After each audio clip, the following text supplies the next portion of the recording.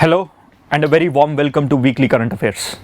As you all know, this is a series which will run from Monday to Saturday. Every day we come up with weekly current affairs of one particular subject, and today is Saturday. We take up miscellaneous topics that have been figured out in various newspapers. My name is Madhusudan Reddy and let's begin with today's session. Today we are going to take up few articles that have been figured out in various newspapers. Especially these are those articles which are very much important for the examination but do not fit into any other subject. So that's why as a miscellaneous component we are taking up all of this. But do remember, these are one of the very important topics and the most likely chances are that these kind of topics can be figured out in your preliminary examinations. Right. So today's first article we are going to take up, that is Arunachal villagers fight losing battle to save forests. Now in this is a very important article. It has an interlinkage of various other elements associated with environment, and also some organizations are involved, as also some kind of security aspects that we have to look forward for.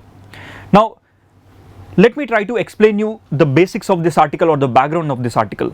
In this it is said that Arunachal villagers, one of a village which is named by a very difficult pronouncing name, that is Nyukmadong. It is very hard for me also to pronounce, so if you know the better pronunciation, let me know. Though this village name is not important, but in the context let me tell you. So it is one of these villages. It was fighting for the forest which was present in that particular area, but the Border Roads organization have cut down the forest since last 1 year. And it is said that the villagers who are present there, have lost their livelihood rights and also the forest rights that have been given to them. And many a times in the previous week or so, we have also discussed about the Forest Rights Act and the tussles between the development and the sustainable development aspects along with the growth. But today I won't be going into all of these details. This article says that as these forests are cut down, number one, there is red panda which used to live here, it is no longer present. So for us, preliminary examination, red panda is important. And secondly, the Border Roads organization which is involved in dealing with this particular project, we have to know about the background of Border Roads organization as well. Along with this, we should also know the sacred forest which is involved here, right? So firstly, let's try to deal with the Border Roads organization. So Border Roads organization is one of the wing of the Ministry of Defence. Everyone thinks that it is a part of the Ministry of Road and Transportation, but it is not. It is a it functions under the Ministry of Defence, right? And until before 2015 it used to function under the Ministry of Roads and Transportations, but post 2015 we have considered it that it should be kept under the Ministry of Defence. Now why is this has to be kept under the Ministry of Defence, and what does this Border Roads organization do? See, until 2015 it used to operate under the Ministry of Roads and Transportation, but we have realized that the construction of roads, especially in the border areas, it includes some kind of strategic aspects as well. Now when you have the strategic aspects, you need to have good defense as well, right? To give that defense, now the ministry has been shifted to Ministry of Defence. Now Ministry of Defence has certain set of rules and regulations. They get clearances very easily. They have high hand in doing the strategic related partnerships and strategic related road projects. So that's why BRO is being transferred from Ministry of Roads and Transportations to Ministry of Defence. Now who are employed in this Border Roads organization? For this you have to know that the Ministry of Defence gets the workmen from various departments. Suppose if you are writing an Indian Engineering Service examination and you clear it, the chances are that you also have one of a slot where you will be working with the Border Roads organizations as well. Now this Border Roads organization they'll have doctors, they'll have engineers, they'll also have other workmen which have been derived from various police organizations also. So they take people from Indian Army, and they take electrical and mechanical engineers and army service corps along with military, police and army personals of the regiment and extra regimental employment, right? That means they employ the people from various ministries and various other departments. But once they get into the Border Roads organization, they will have all the benefits that have been given to the Ministry of Defence personnel, right? And along with this, there is an other engineering service and personals from the General Reserve Engineering Forces. Now, General Reserve Engineering Force is nothing but one of a department which will be working under the Ministry of Defense, and that too under the Border Roads Organization. Now, they will have the ultimate authority to deal with the road construction and other projects which are involved with the Border Roads Organization. And currently the Border Road Organization works with 21 odd states and also the Union Territory of Ladakh and Ladakh, as well as the Jammu and Kashmir, and it is also present in one or two other union territories. The role of this Border Roads Organization is to build roads. Yes, but where is it building? It is only building in India, or is it also building in the foreign? The answer is yes for both of the questions. See, they do build not just roads, they also build the bridges as well, right? And see here, Border Roads Organization is also given the authority to take care of roads that are being constructed in the foreign, which are being constructed by India. For example, the Daleram-Zaranj highway, which is present in Afghanistan, is given the task to the Border Roads Organization. That means this road in Afghanistan is constructed by Border Roads Organization. Along with this, there are roads that are constructed in Bhutan, Myanmar, Nepal, and some part of the extended regions of China as well. So it takes into account the foreign construction of roads of India. Okay. Along with this, the Farukar and Aini Air Base, which we have it in Tajikistan, that airbase is also being developed and refurbished. It means already we have an airbase there. In that airbase, the construction of roads and other activities are taken up by Border Roads Organization. Now, this is something very important. Border Roads Organization preliminary examination say, and from the mains examination, the strategic aspects of the security which is associated with connecting two different places. Now, coming back to the issue. The issue in the newspaper, it says that there is a village that lost its complete forest, but why is this Border Roads Organization figured into this village? It simply means to say that this article talks about that this Border Roads Organization is constructing a strategic road which wants to connect Tawang region with the Dirang region, right? By connecting the Tawang region to Dirang region, the BRO is constructing a road as well as a tunnel.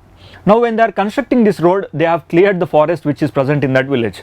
Now, the villagers went to the High Court, they have went into the Border Roads Organization, even till the Supreme Court. They did not get any respite, right? So that's the reason why this article is in news. Now, for an examination point of view, we should also know that Sela Pass jo hai, which is present between Tawang and Dirang. Now, this road which is being developed by BRO, the importance for us is Sela Pass tunnel along with Sela Pass. What is Sela Pass? Sela Pass is one of a road which is connecting two different hill stations, that is your Tawang as well as Dirang. Now, Tawang is one region which have been occupied by the Chinese in the year 1962, and after the war we have got it back, right? And always this is a tussle area because the population here is of Buddhists, and most of them, they have their origins and their roots towards the Tibet, right? So in this case, this is a strategic area which we need to protect, right? And we also have Bomdila here, which is also a disputed area between India and China. Still, it is only this pass which connects all three, right? Now, that village which is located somewhere here has lost its forest.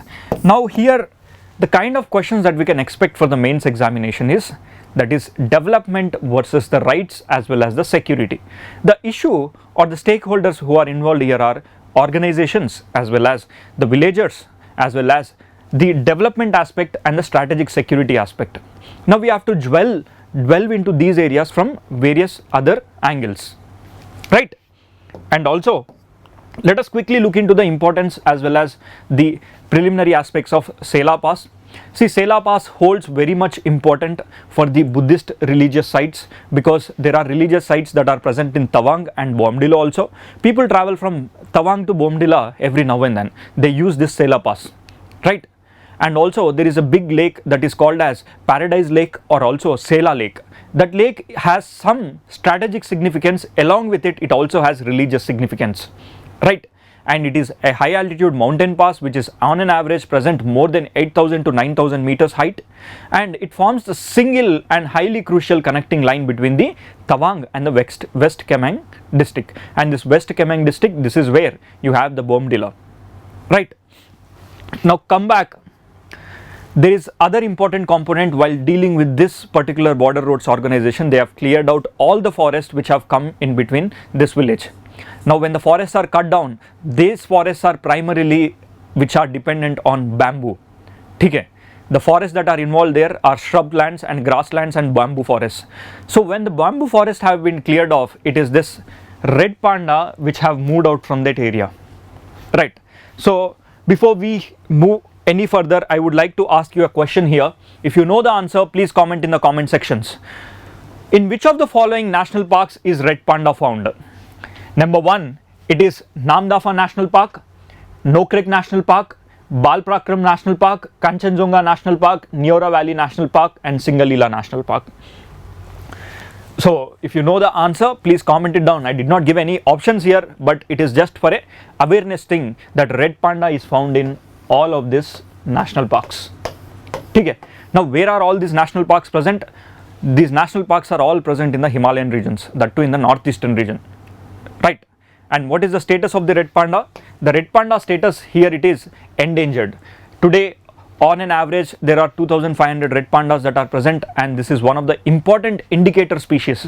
Now what do you mean by indicator species? In simple terms, indicator species are those species when the forests are good, they'll live there. When the forests are bad, they'll move out.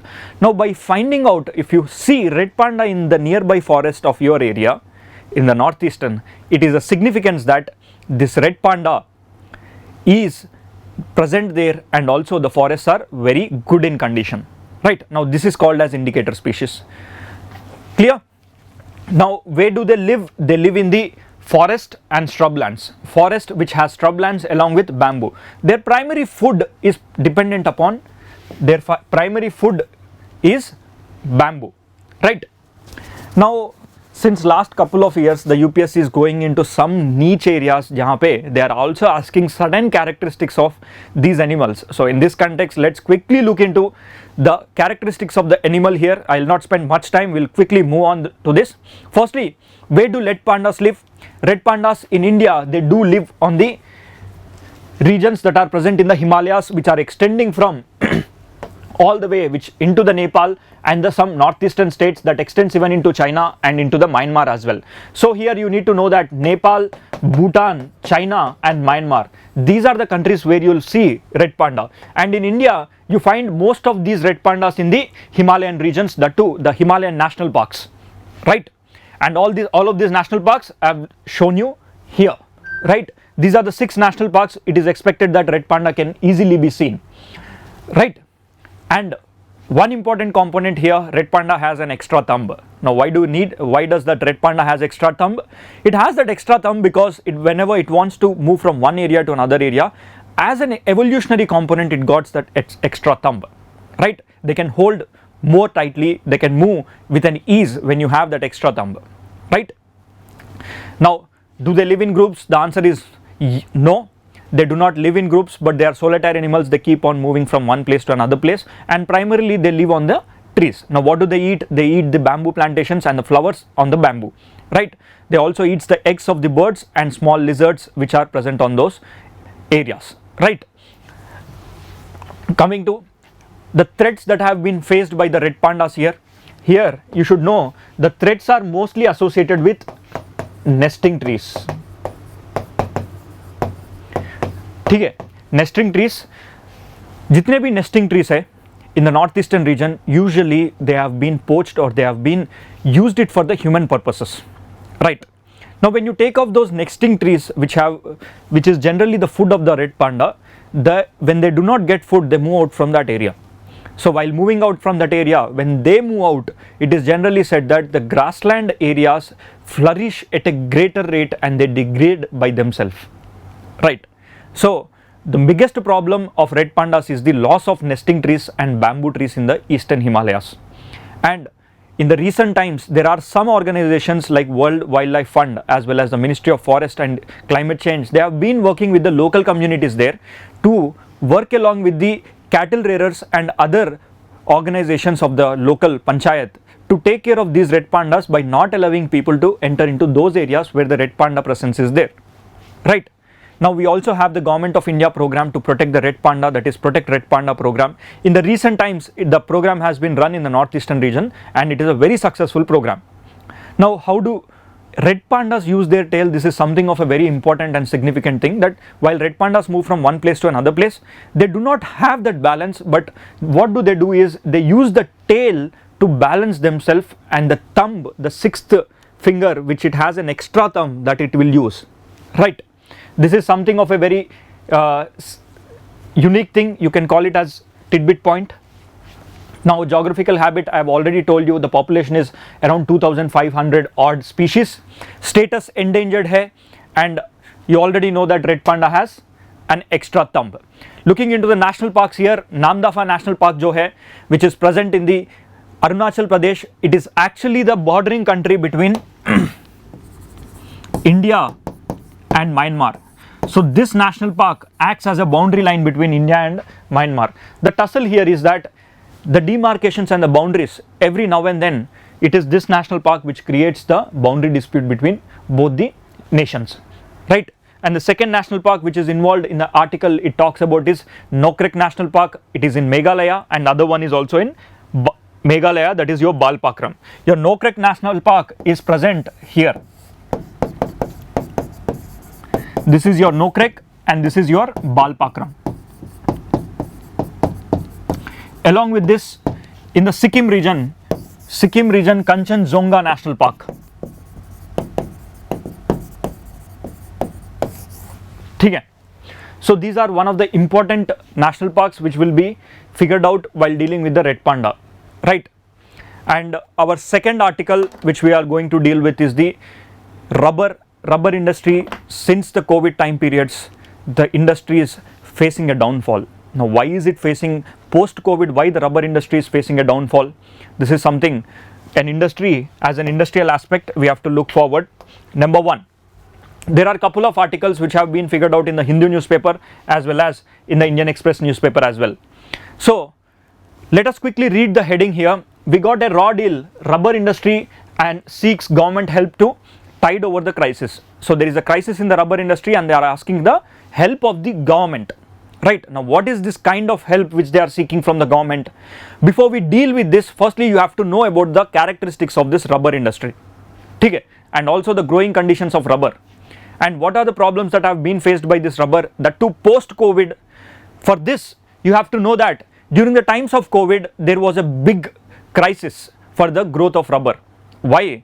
It is said that usually at the time of COVID the usage of the gloves were almost 100x times. That means before COVID, if you are using 100 gloves, and during the time of COVID the demand for these gloves have been increased into 100. That means almost 1 lakh components. Someone who is using 100 gloves, they have been using the gloves of 10,000.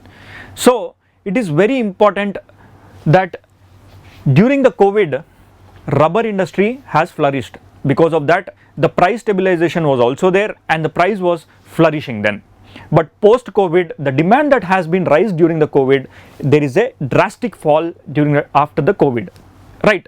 Now it is this rubber industry today, it do not have any price at which they are growing. They are not getting any kind of profits.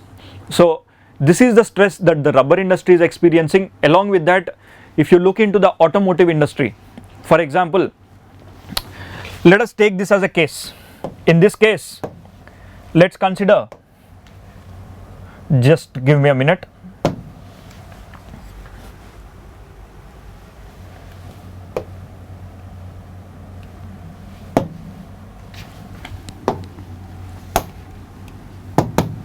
Okay.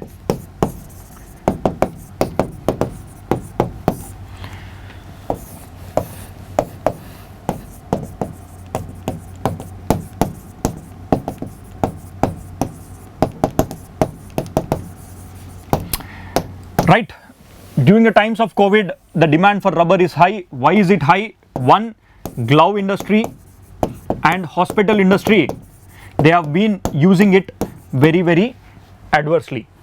Secondly, and it is during this time, look into the automobile industry. The manufacturing of cars, more or less, they have been stable, that means stagnant, right? So they had huge storage of the rubber, and post that, due to the shortage of the semiconductors, the rubber industry is kept idle. That means the automobile industry, what it had was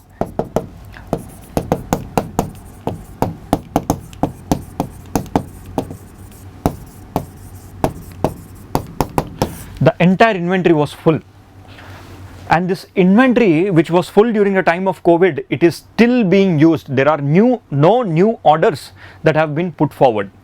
Okay, on a holistic scale I am talking about, right? So today the rubber demand has come down. Why it came down? Because the spike which it got during this time period is no longer present. Along with this, India is the second largest consumer of rubber. Along with that, India is also the fifth largest producer and second largest consumer. But in spite of that, India imports 40% of the total rubber. 40% of the total rubber I am talking about for its domestic needs. In this 40%, it is the automobile industry which imports the highest. ठीक है? ये जो automobile industry जो है ना, it imports the highest import. Now where do they import from? They import from the Ivory Coast. ठीक है? Mostly, if this is your African region, right, they import from this coast. Now these imports are being met only for automobile industry. Now other industries and all, post COVID, the growth of rubber is also more, and also there is more growth, less demand. Because of this, the price has come down. Now this rubber community is asking and seeking the help of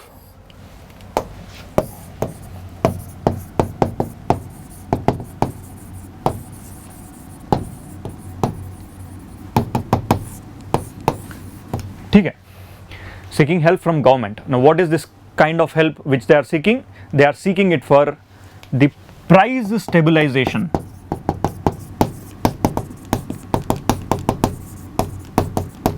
Now what do you mean by price stabilization? Irrespective of the demand and supply, the rubber industry should get sufficient basic minimum price. That means they have decided that 170 से लेकर 200 की बीच में latex का जो price है per kg, it should be in this format, right? Now this should be the cost. The price stabilization means the price should always be between these two figures. Today the rubber is hardly getting only 120 rupees. ठीक है? 120 rupees means the cost of rubber is very low with respect to the production. To understand this, firstly you need to understand the basics behind the rubber industry and also the rubber growing conditions. Let us quickly go and see what are the rubber growing conditions and how is it different and why is this getting impacted. See,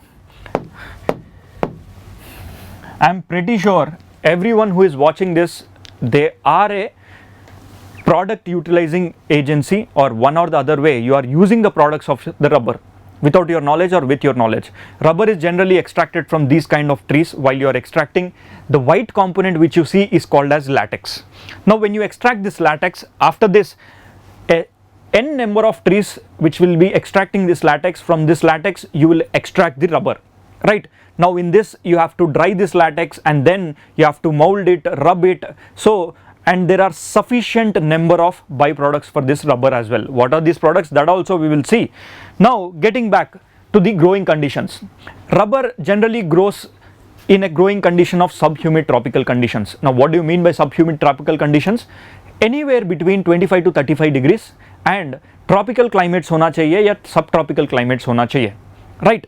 Now these are considered to be very tall deciduous trees. Now what are, every year they produce the latex only for few months, not throughout the year, right? And they need a rainfall of minimum 120 centimeters, and it also needs no frost नहीं होना चाहिए, ठीक है? Along with this, they can grow up to a height of 43 or 44 meters. 43-44 meters tak if a plant is growing, that is of a very tall height, and the growing conditions are not very suitable in the across the country. They are suitable to be grown only in Kerala region or in the northeastern region, right? And they also need a soil that is of well drained loamy type of soil. ठीक है?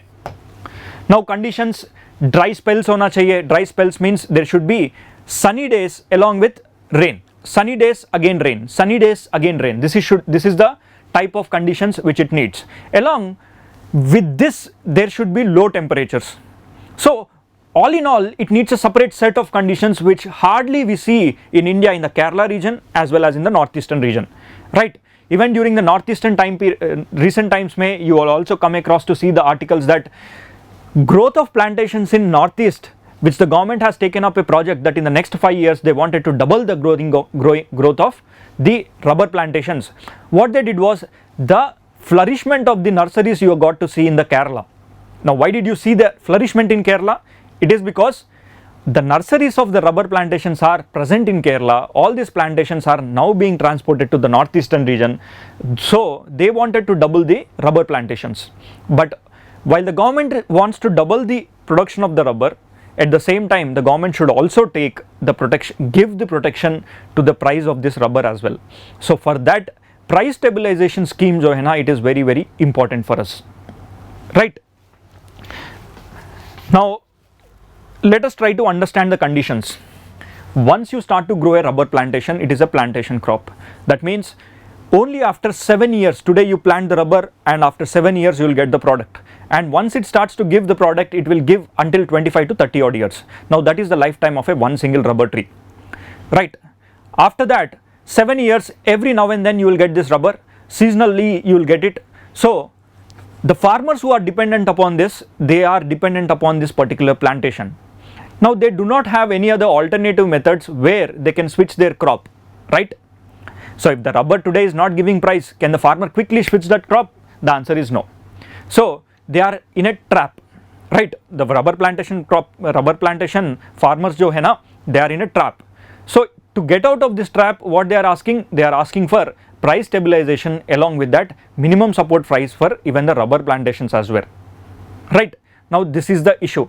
So usually in India, the highest consumption of rubber is used by the automotive tire manufacturers. After that, it is the hospital industry, right? They are also asking for credit linked subsidized programs. Credit linked subsidized programs means, suppose if I give you subsidy, I am the government and I'll give subsidy to you, along with that the subsidy on the interest rate as well. You as a farmer take money from me, I'll give you at an interest rate of only 2% or 1% per year, right? These are the credit linked subsidy programs. And when you look into the global aspects, the rubber jo hai, Thailand and Indonesia are the two leading rubber production units which are the top in the world, and the next is India, right? And India ranks at 5th position in terms of production, and in terms of consumption it ranks at 2nd. So that's the reason why we import 40% of the total rubber from outside. Clear? And for our examination point of view, there are some tidbit points here. Rubber seeds jo hai, that will be used for the propagation and other seedly activities which can be used in the medicinal areas as well. Secondly, their leaves that can also be used for soil nutrition, and the wood of a rubber is very, very constructive material which will be used in the construction as well. When you come to the latex of the rubber, it is used in all the industries. Today without rubber it is very difficult for an industry to be flourished. And lastly, the bark of a tree can also be used in the medicinal properties. So rubber as a plant has its byproducts, has its ultimate product, that is latex, and then latex to rubber. Today rubber trees are also utilized in the production of paper as well, biodiesel production as well, oil production as well. So it is a tree which has so much of calorific value in terms of its per unit square inch value. ठीक है? That is what is with respect to the rubber. And our next article today we are going to deal with is the vultures. See, September 3rd or so, sometime early, there has been a new conservation center which has been opened in the Uttar Pradesh. So in this context, the vultures have been figured out again in the newspaper. It is said that the vulture production program जो है, it is now taking up at a faster rate. So what is this vulture breeding center program or conservation and breeding centers? It simply means that vultures will be breeded in the conservation center, and after the hatchling is done, they will be put out in the wild. Right, now why do we have to take this protection process very seriously? It is because today there are 4 different types of species of vulture where they are critically endangered. Now what do you mean by critically endangered? It simply means that only less than 50 number of individuals are present in the wild. Right, now what happens if the vulture is extinct in India? Can you comment down in the comment section? See, in simple terms, if the vultures are extinct, the diseases for the humans and the diseases for the animals can increase. Now why? Because vultures are those animals which are also considered to be scavengers. They live, they also eat the dead, they also eat the living. So when an animal is dead, they come and clean, right? So that's why they are called scavengers, and when the scavengers of the wild are dead or their number is down, usually new kinds of diseases you will get to see, right? So that's why the vultures are very, very important species. For this there is a project called Project Vulture, and this Project Vulture is taken up by the government of India along with the state governments. Today the vultures death is more because of dogs. Okay. Also the vultures are dead because of the current wires which are present in the vulture breeding centers, right? Along with the Great Indian Bustard, आपने सुना ही होगा कहीं ना कहीं.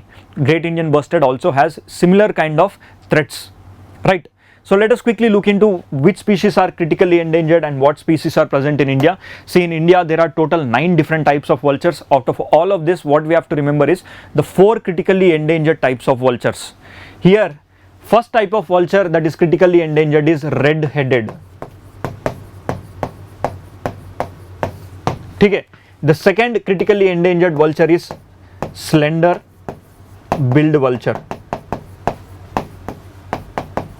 Slender billed vulture. And the third one is white rumped vulture.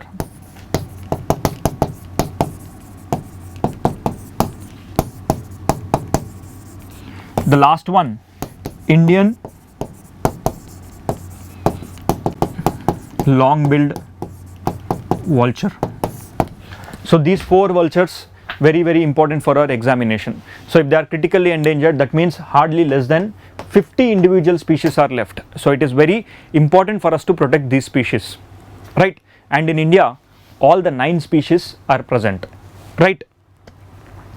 Come back. Our next article, that is restricted in Gir. What are restricted in the Gir? It is the lions, right?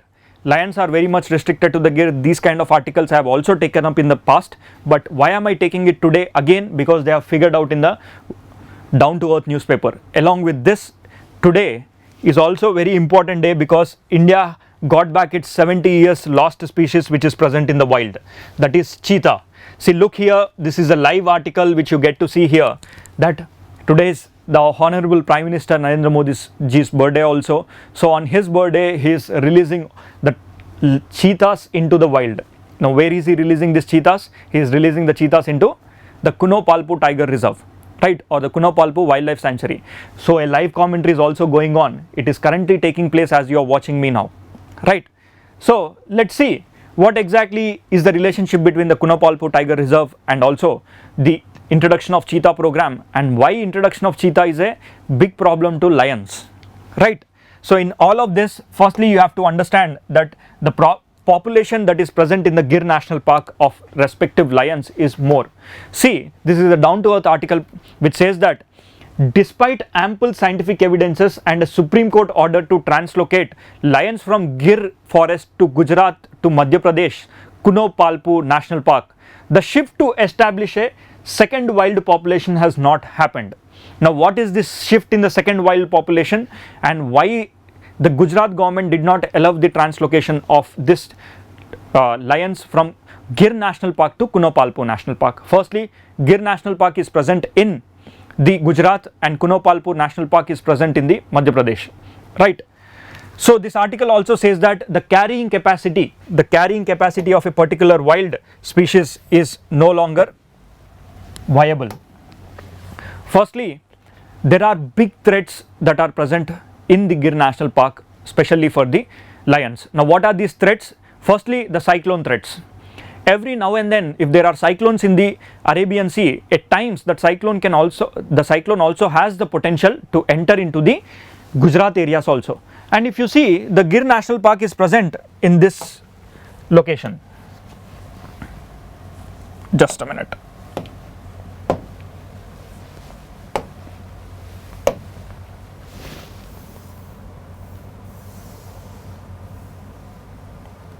Right. So let's see. This is your coast of Gujarat and this is where your Gir National Park is. Suppose there is a cyclone that is present here. At times it is estimated that that cyclone impact can also come onto the coastlines of Gujarat and Mumbai.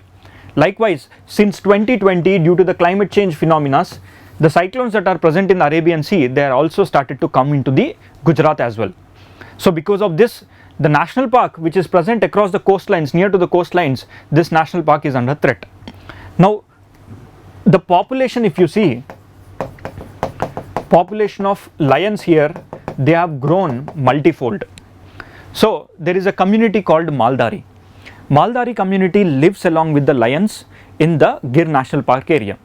So it is a man-animal conflict issue in which the Maldari communities have learned to live along with this Gir National Park.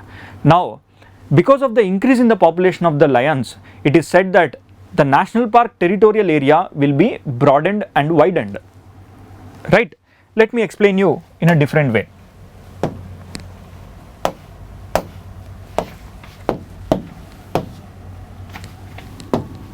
Suppose this is the size of a national park, that is Gir. Earlier, imagine there are 350 lions. Just imagine, this number is not right, but just imagine there are 350 to 400 lions. When you have 350 to 400 odd lions, they can live in this space only, right? Now, imagine you have increased 200 more lions. Can they live in the same space? There will be territorial fights. Because of this territorial fights, the lions will start to move outward, right? That means they are coming out from the Gir National Park. Now when they come out of the Gir National Park, you have a people who are living in this area, that is in this vicinity, a community called Maldari. So Maldaris have so much of their plantations and their agricultural fields as well as their livelihood forests which are living in these areas. So it is very difficult for these people to leave this area and move out, right? So for this, what happened is that the Gujarat government said that we are going to increase the area of the Gir National Park. Now when you increase the area, the translocation of these people have to be moved out. Why? Because we have Wildlife Protection Act. Under that we also have defined national parks. In the national parks, it is said that there are no rights given to the individuals, right? The national parks, it clearly mentions that there are no rights given to the individuals. Now these individuals are none other than Maldaris. So it is a translocation component which came into picture now.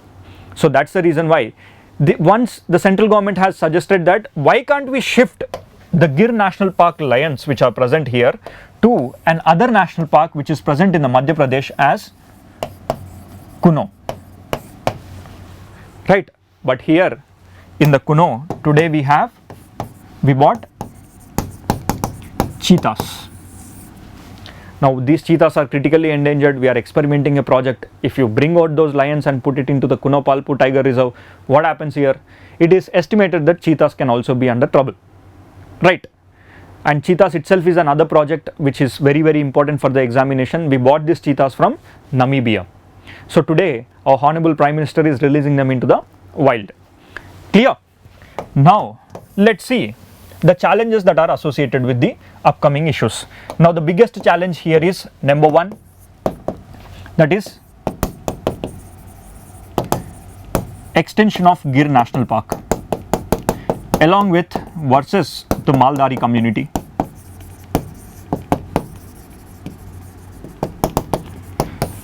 So here comes into the picture the Gujarat government.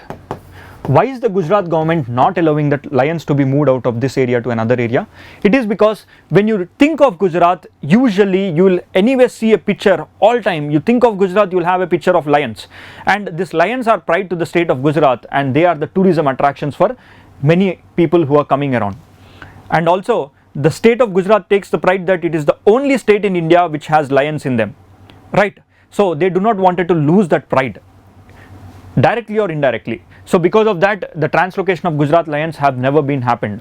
So it is now time for the translocation to think of a different national park. Now why is Kunopalpu taken as a area for even for relocating or translocating these lions into that? It is because these two national parks, that is Gir National Park and Kuno National Park, they have a similar topography and also similar forests. Okay. Now what are these forests? These are grassland forests. Okay. They have grassland forests, similar topography and similar forests. That's why the tigers and cheetahs, they can live together there, right? But the government of India needs that potential program to create a demarcation between cheetahs. Once the cheetahs get into the wild, it might take some 5 to 10 to 15 odd years to keep them alive in the wild with a growing population, and then we can think of the translocation. Meanwhile, the solution here is that there need to be corridors that need to be developed for tigers to move for lions to move from one particular area to another particular area, right? The need of the hour is locating or creating new forest corridors or new animal corridors. Now what is an animal corridor? It is nothing but if you are having a national park, another national park here, you have to create a corridor for which lions can move easily, right? Now this is what the article here, the important terms which we need to know is carrying capacity. Now what is carrying capacity? Carrying capacity is the maximum potential of a particular area where it can cater to certain number of species, beyond which this area can no longer be sustainable. If the population is more, if the lions population is more, it is said that the area can get degraded, right? And it is a threat to the Maldari communities also. Clear? Now this is what the article talks about. Let's move to our next article, which is the last article, which is related to the mapping aspect. See here, there is an accident that has happened in the Ladakh region, where Ladakh region में एक ऐसी valley है, the name of the valley is Fuga Valley. ठीक है, this mapping point of view से very important है.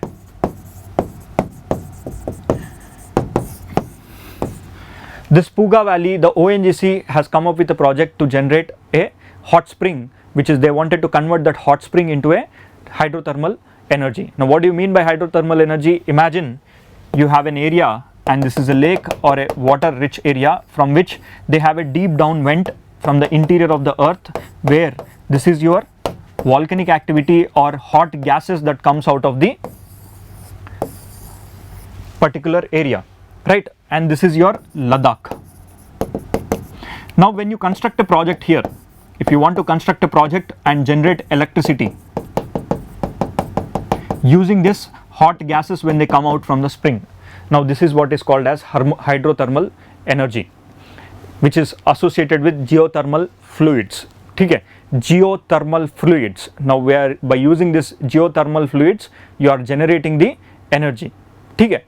So this kind of project which is being now set up in the Ladakh, right?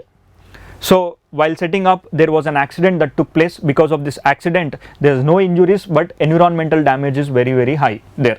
So this is the first of its kind hydrothermal, sorry, I'm really sorry, it's not hydrothermal, it's geothermal fluid energy, right? And this is what is all about this week's article in the miscellaneous area. And if you do have any doubts, you can also message me regarding these topics here. This is my contact number.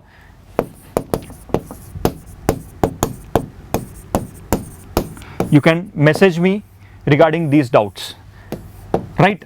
And if you want this PPT to be downloaded, it is available in the link given description below in our Telegram channel. And also Seize the Mains program is also going on in association with this particular articles. What you have to do is, in the description there will be a link. You can open that link and a mains question will be posted there. You can write your answers and you can submit it to us. We are having the expert evaluators. They will evaluate and give you a proper feedback, right? So seize the mains. Please make sure to utilize the article and the questions here. You can attempt any of this question. The answers will be provided to you, right?